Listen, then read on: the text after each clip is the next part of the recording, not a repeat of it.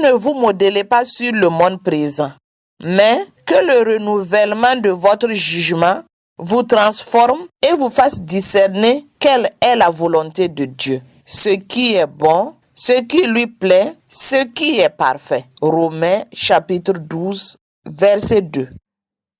Ce verset est tiré du chapitre 12 de la lettre de Saint Paul aux Romains qui aborde les implications de la grâce divine dans la vie du croyant.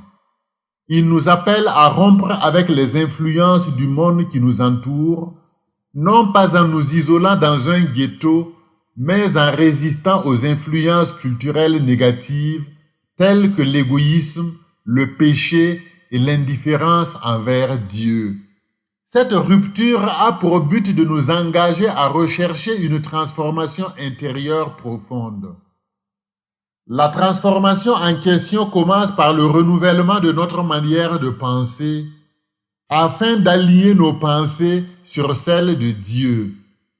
C'est par ce processus que nous sommes en mesure de discerner la volonté divine, identifier ce qui est de Dieu tout en le distinguant de ce qui ne l'est pas, dans le but de la mettre en pratique. Cette démarche mène à la perfection, c'est-à-dire à la sainteté.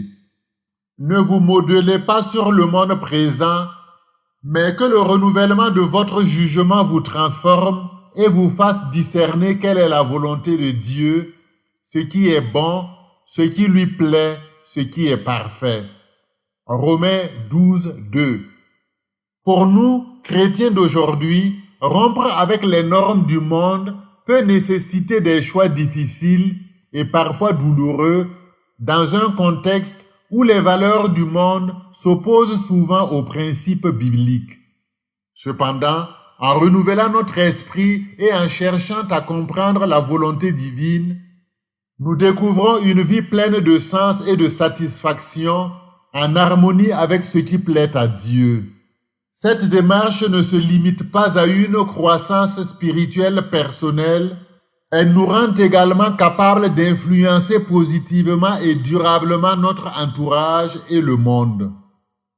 Cet enseignement vous a été offert par l'abbé Jean-Emmanuel Convolbo, prêtre de l'archidiocèse de Ouagadougou au Burkina Faso.